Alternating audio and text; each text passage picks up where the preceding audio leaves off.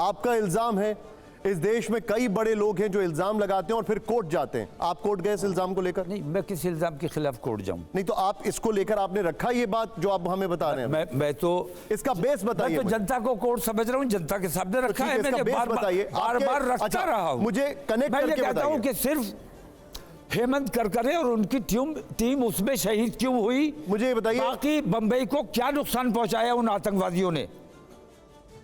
कितने लोगों की जान? हेमंत करकरे की जो आप बात कर रहे हैं, इसका एविडेंस क्या है? बोलिए, पता नहीं क्या आप बोल रहे हैं।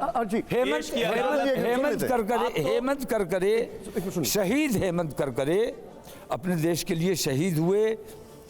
उनके पास वो तमाम एविडेंस थे, उनके लैपटॉप में वो तमाम चीजें थी जो इन आतंकवादियों का असली चेहरा दिखा सकती थी। वो सारे एविडेंसेस मिटा देने के लिए तो आप ये मनमोहन सिंह की सरकार पे इल्जाम लगा रहे हैं? नहीं, सरकार किसकी थी तब? सरकार जिसकी भी है। आपको पता है किसकी सरकार थी? मनमोहन सिंह जी थे। मैं कभी सरकार की हिमायत में नहीं रहा। मैं बार बार ये कहता हूं कि मुझ पर इल्जाम लगाया गया कि मुझ पर इल्जाम लगाया कि मैं आतंकवादी हूं। बहुत गंभीर इल्जाम कांग्रेस ने हमेशा मुझे आतंकवादी कहकर पकड़ा है। मेरे माथे पर आतंकवादी का टैग कांग्रेस के दौर में लगा है। लेकिन वो लोग जो आतंकवादी का जो खुद विलास करते थे और कहते थे कि मुसलमान ने मारा है। शिवराज पाटिल देश के गृह मंत्री, प्रधानमंत्री मनमोहन सिंह जी, क्या आप उनके ऊपर ये आरोप लगा रहे हैं? मैं तमाम चीजों को नजरअंदाज कर दीजिए, सारी चीजें हम भूल। देखिए ना, बता रहे हैं ना, मैं बता सारी चीजें आप भूल जाइए। सिर्फ एक L-18 की अगर ईमानदारी से जांच करा ले तो पता चल जाएगा कि वो बच्चे जो उसमें मारे गए वो शहीद थे या आतंकवादी थे। अरे अभी आप कहां डिफ्लेक्ट कर दिया आपने? मैं हेमंत करकरे की बात कर रहा हूं, मैं सरकार की बात कर रहा हूं। आपने पाटिल साहब का नाम लिया, मैं उस हवाले से कह रहा हूं कि उस वक्त का गृह मंत्रालय और आरएसएस का अंदरूनी पूरा गठबंधन था। मुसलमानों के खिलाफ मुनज़्ज़म गेम हो रहा था और मुसलमानों को आतंकवादी बनाकर हिंदू समाज के दिलों में नफरत। मतलब आप ये कह रहे हैं कि कांग्रेस की सरकार और आरएसएस का गठबंधन था? यकीनन ये आप कह रहे हैं कांग्रेस की सरकार की बात, मैं यही कह रहा हूं। तो मुझे एक बात बताइए, 2022 में आपने उस कांग्रेस सरकार को क्यों सपोर्ट किया? 2022 में विधानसभा का चुनाव था और उस वक्त भी मैंने ये कहकर उन्हें सपोर्ट किया था कि आपसे जो शिकायतें हैं उन शिकायतों पर बाद में लोकसभा के वक्त में बात होगी। लेकिन इस वक्त चूंकि हम ये नहीं चाहते कि विधानसभा में क्लीन है, लोकसभा में अनक्लीन है।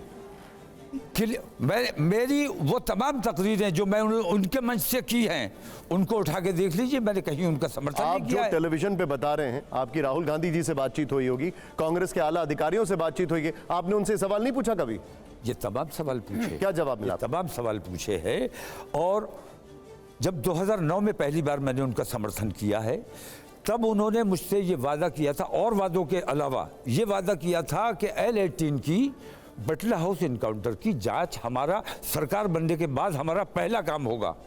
फिर बाद में जब सरकार बन गई मैं उनके पास गया कि भाई आपने वादा किया था, तो मुझे ये बताया गया कि इससे फोर्सेस का मनोबल टूटने का अंदेशा है। तौकीर साहब एक मिनट, विद ड्यू रिस्पेक्ट, आप कहां से कहां जा रहे हैं? आप पार्लियामेंट अटैक से चले गए, मुंबई से आ गए आप बाटला हाउस, और किसी पर आपने मुझे एविडेंस नहीं दिया। एक मिनट, मैं भाई सारे जो लोग हैं फ्री स्टाइल वाला आदमी हूं। नहीं तो फ्री स्टाइल में आप फ्री स्टाइल हवाबाजी कर रहे हैं यहां पर। एक मिनट, उस टाइम पर ये सभी लोग जो आपको दिखाई दे रहे हैं, उस टाइम पर ये उस दौर में रिपोर्टिंग भी कर रहे थे और बड़े बड़े एडिटोरियल कॉल्स भी ले रहे थे। राजेश सर, देखिए, ये सबसे बड़े जो इल्ज़ाम आयद होता है मुस्लिम क़यादत पे, मुस्लिम नेतृत्व पे, कि वो जो हिंदू बुनियाद परस्त हैं, हिंदू फंडामेंटलिस्ट हैं, उनको मुस्लिम फंडामेंटलिस्ट फीड करते हैं और मुस्लिम फंडामेंटलिस्ट को हिंदू फंडामेंटलिस्ट फीड करते हैं।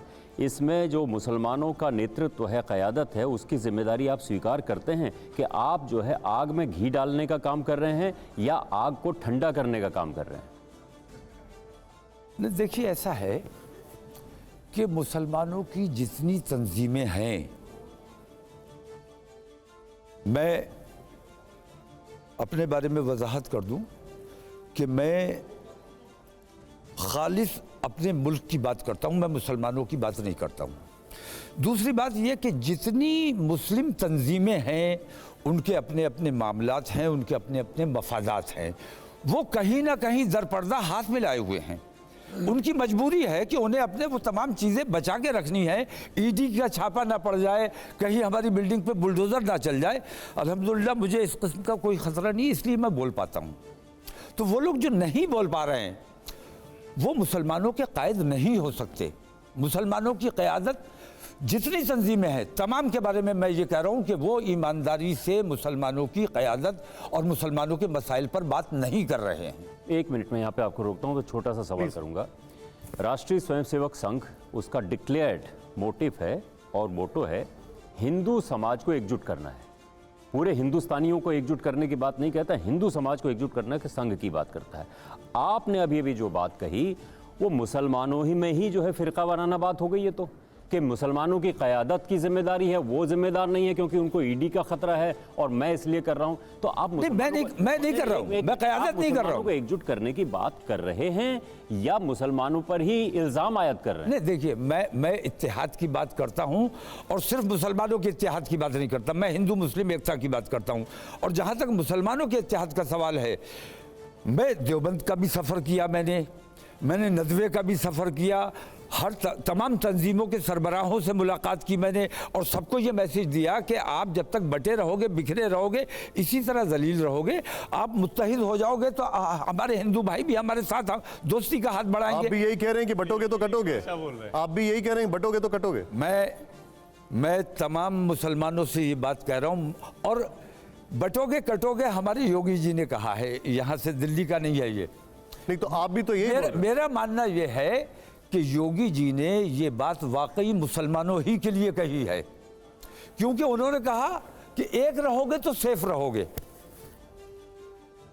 एक बनो और नेक बनो। एक और नेक का वो तो धर्मगुरु हैं और संस्कृत के ज्ञानी हैं, तमाम चीज, उन्हें अपने लोगों को मुखातिब हिंदी में ही करना चाहिए था।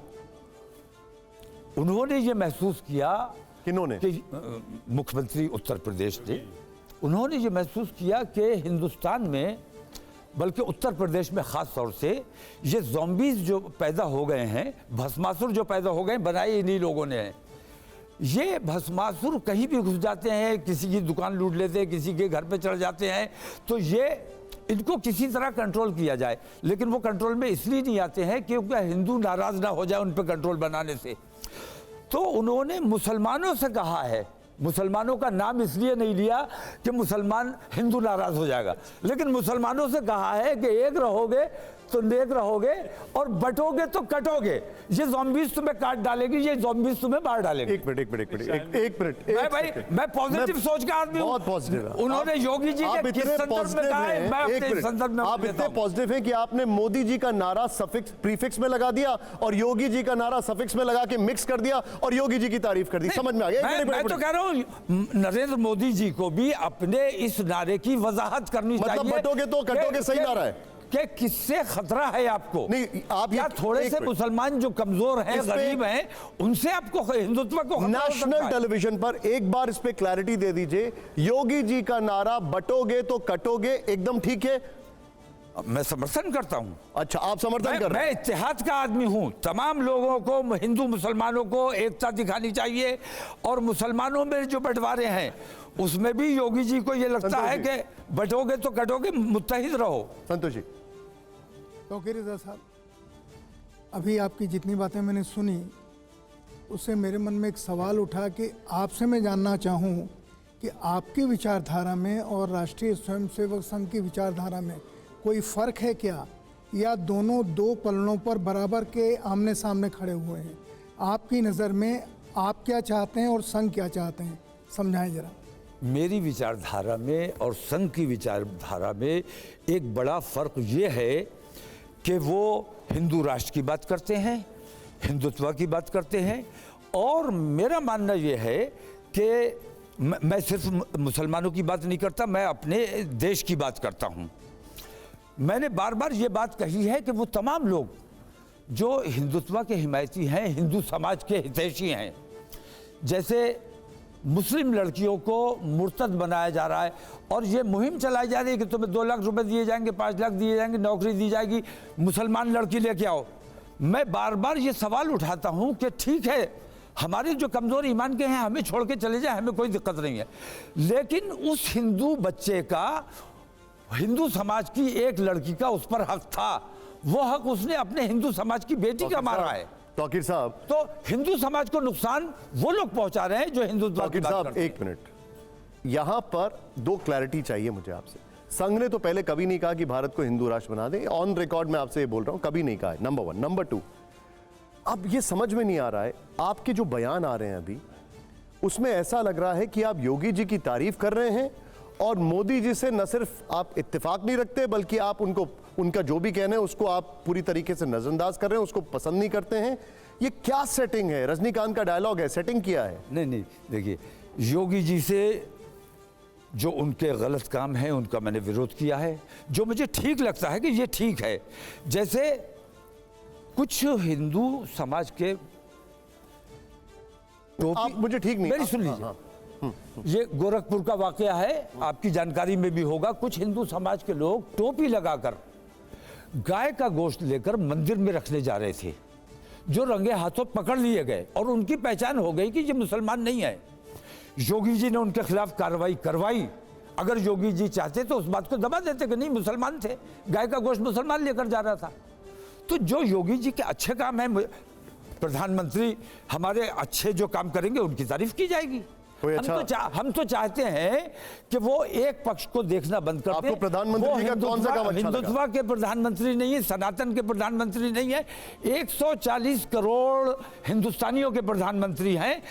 सबके साथ की बात होनी चाहिए और किसी के साथ अन्याय नहीं होना चाहिए। ठीक है, चलिए मैं आऊंगा इस पर और आपसे पूछूंगा भी इसको लेकर सवाल।